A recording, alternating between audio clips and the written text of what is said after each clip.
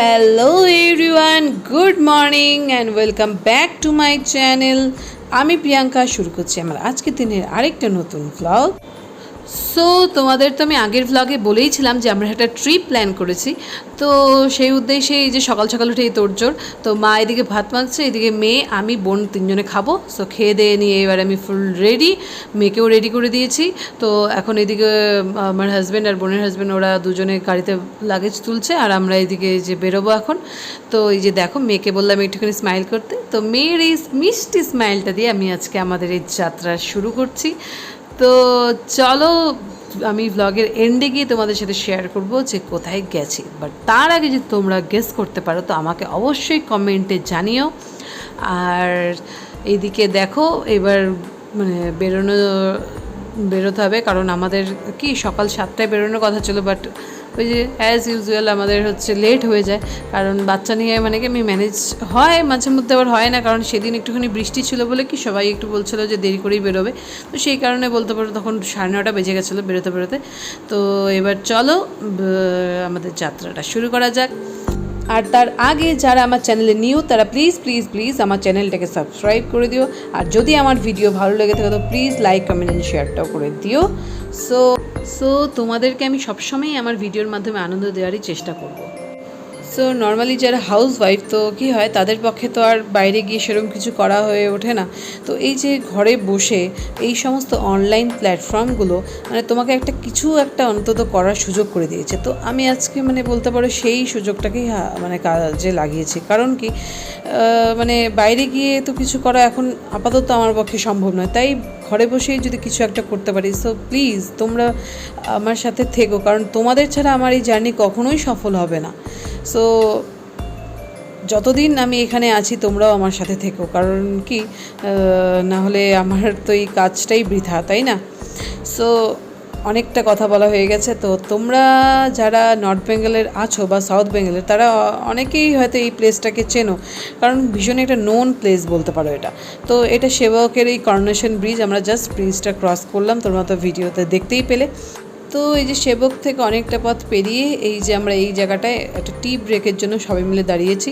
তো আমাদের ড্রাইভার মানে আমার হাজব্যান্ড মানে ও ভীষণ ক্লান্ত হয়ে গেছে, অনেকটা পথ চলে এসছে। তো সেই কারণে কী হয়েছে, একটুখানি ব্রেক দরকার, তো ভাবলো যে একটুখানি চা ব্রেকই হয়ে যায়। তো যে সেই জন্য এখানটাতে দাঁড়িয়েছি। তো এই যে দেখো, আমার বোন একেবারে রীতিমতো ঘুমোচ্ছিলো, বাট ওকে এই যে ডেকে তোলা হলো, এবার ও নামছে। আর এই যে এদিকে আমরা এখন মানে আমাদের চা চলেও এসছে, এবার ঝটপট চাটা খাবো, তারপর কি বেরোবো, কারণ কি অনেকটা পথ আরও যেতে হবে। তো সো এই যে চা ফা খাওয়া শেষ, এবার আবার বেরিয়ে গেছি, কারণ আরও অনেকটা পথ যেতে হবে। আর এদিকে আমার মেয়ের অবস্থাটা দেখো, ওই চা খাওয়ার সময় ও চিপস জাতীয় কিছু একটা খেয়েছিল, তো সেটা এখন পর্যন্ত ও গেলেনি, মানে এখনও অবধি স্টিল ও মুখে রেখে দিয়েছে। আর এই সময়টা না ভীষণ বৃষ্টি হচ্ছিলো, তো দেখো জাস্ট তিস্তার কন্ডিশনটা একেবারে ভীষণ ভয়ঙ্কর হয়ে উঠেছিলো, মানে একদম ফুলে ফেপে না জল একেবারে রাস্তায় উঠে গেছিলো। বাট আমরা যেই সময় তিস্তা বাজার দিয়ে যাচ্ছিলাম ওই সময় জলটা নেমে গেছিলো, তো সেই জন্য আমরা যেতে পেরেছি এই রাস্তা দিয়ে, নাহলে যাওয়া পসিবলই ছিল না। তো এই তিস্তা বাজার যাওয়ার একটা উদ্দেশ্য হলো, আমাদের এখান থেকে একজন ড্রাইভার বুক করা আছে, কারণ ওই ড্রাইভার দাদা ছাড়া আমাদের পক্ষে এই পাহাড়ে ওঠা সম্ভব নয়। তো সেই কারণে এই যে ড্রাইভার দাদাকে এখান থেকে তুলে আমরা আবার স্ট্রেট বেরিয়ে যাব। বাট এইখান দিয়ে আমাদের মানে যেখানে আমরা যাচ্ছি এই নিচ দিয়ে নদীর একটা রাস্তা আছে, সেটা দিয়ে যাওয়া যায়, বাট যেহেতু এখন জল একেবারে ভরে গেছে তো সেটা তো আর পসিবল না, তো ঘুরে যেতে হবে। সো এই যে আমাদের সেই ড্রাইভার দাদা, তো ড্রাইভার দাদা কাম গাইড যাই বলো না কোনো, ভীষণই ভালো। তো তোমাদের যদি কখনো পাহাড়ে গেলে কোনো এরম ড্রাইভার প্রয়োজন হয় তো এই ড্রাইভার দাদার সাথে অবশ্যই কন্ট্যাক্ট করো, কারণ কি উনি ভীষণই ভালো। আর যদি কন্ট্যাক্ট নাম্বার লাগে তো আমাকে সেটাও জানিও, আমাকে একটা মেসেজ করে দিও, আমি তোমাদের ডিটেলস দিয়ে দেবো। আমরা আমাদের ডেস্টিনেশনের উদ্দেশ্যে আবার বেরিয়ে পড়েছি। তো তার আগে তোমরা জাস্ট এই ভিউটা এনজয় করো, মানে সিরিয়াসলি আমরা যখন এখানটাতে দাঁড়িয়েছিলাম না, মানে একেবারে মনে হচ্ছিল মেঘের রাজ্যে চলে এসেছি, এত সুন্দর। মানে এই যে দেখো ভিউটা জাস্ট মানে পুরো মেঘে ঢাকা, আমরা মানে নিচে কিছুই দেখতে পাচ্ছিলাম না, এত সুন্দর ভিউ। মানে আমার লাইফে তো বলতে পারো এটাই আমার ফার্স্ট, কারণ কি এর আগে আমি এরম মেঘে ঢাকা সত্যিই দেখিনি পাহাড়, মানে এত কাছ থেকে এভাবে। তো এই যে দেখো, এইখানটাতে আমরা এই ভিউটা এনজয় করার জন্য দাঁড়িয়েছি।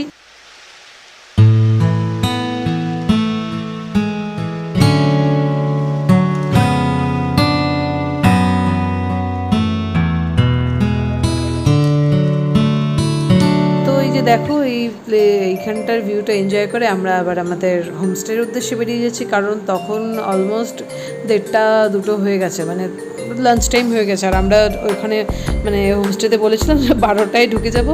তো যাই হোক, অনেক একটা লেট হয়ে গেছে, ওরা ওখান থেকে অনেকবার কলও করেছে। আর সত্যি কথা বলতে হোমস্টে থেকে প্রচণ্ডভাবে গাইড করেছে, যেহেতু তিস্তার জল উঠে গেছিলো রাস্তায়, তো সেই কারণে ওরা আমাদেরকে অনেকটা গাইড করে দিয়েছে কোন দিক দিয়ে আসতে হবে না হবে। তো এই যে হোমস্টেতে আমরা পৌঁছে গেছি, আর এসেই আমরা একদম ডিরেক্ট লাঞ্চের জন্য বসে যাচ্ছি, কারণ কি অনেকটা লেট হয়ে গেছে, তখন ওই 3:15 বেজে গেছে। যেহেতু মেয়ের খাওয়া হয়নি, তো আগে গিয়ে খেতে হবে, কারণ মেয়েকে খাওয়াতে হবে। তারপর কি আবার একটা প্ল্যান আছে বাইরে একটুখানি বিকেলে যাওয়ার। তো এই যে আমাদের এইদিকে হোমস্টেটার পেছন দিকটা, যেখানে একদম পাহাড়ের গায়ে সুন্দর ছোটো ছোটো গাছ, আর এই দিকে হচ্ছে ডাইনিং এরিয়া। তো এখানটাতে কিচেন কাম ডাইনিং বলতে পারো। তো এখানটাতেই খাওয়া দাওয়া, এখানটাতেই রান্না হয়।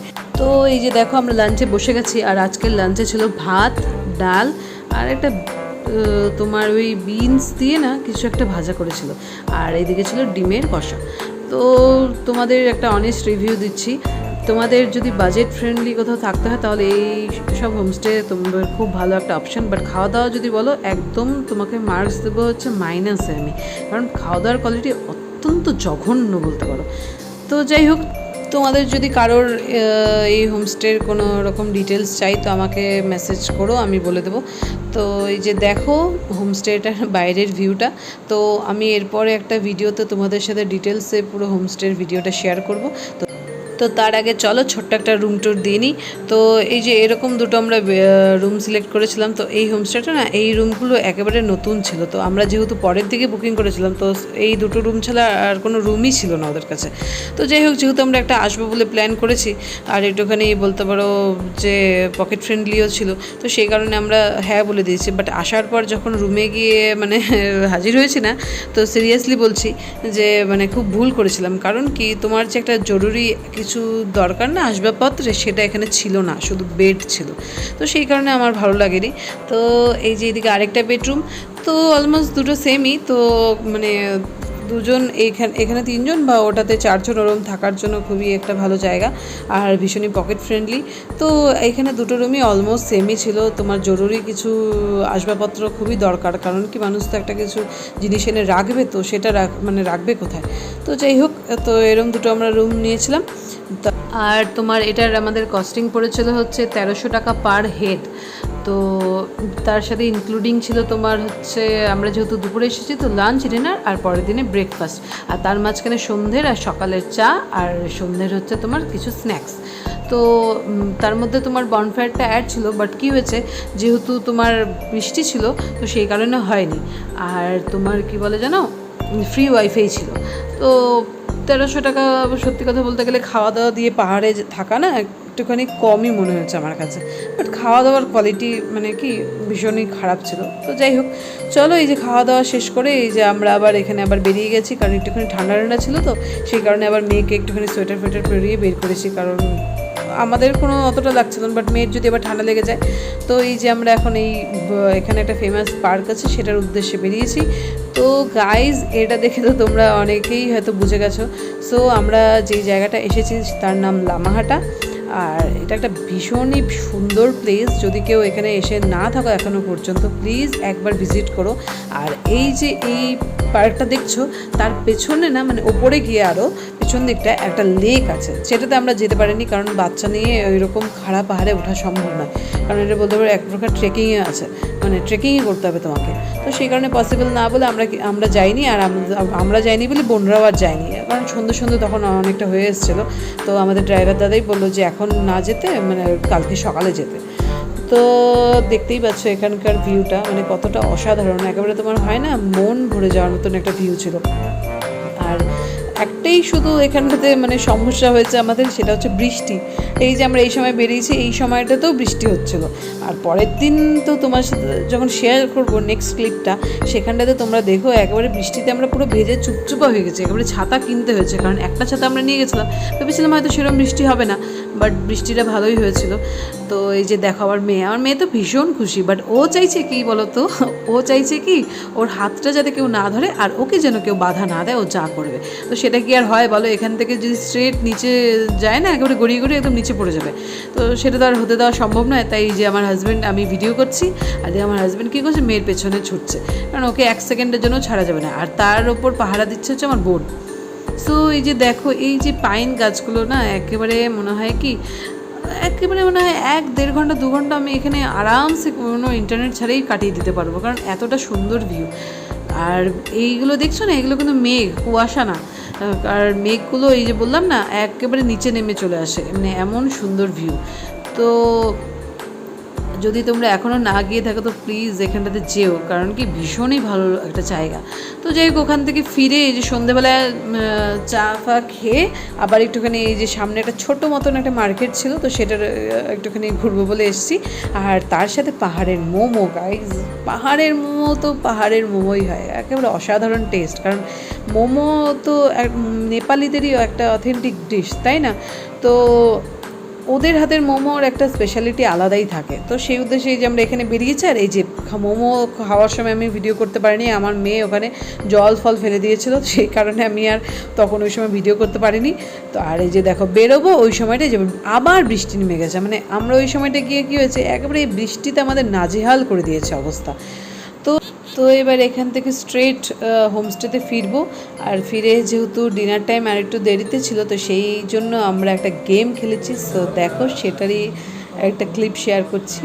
তো আমরা খেলেছিলাম আন্তাক্ষরী। তো শোনো সবাই কি সুন্দর গান করছে এখানটায়।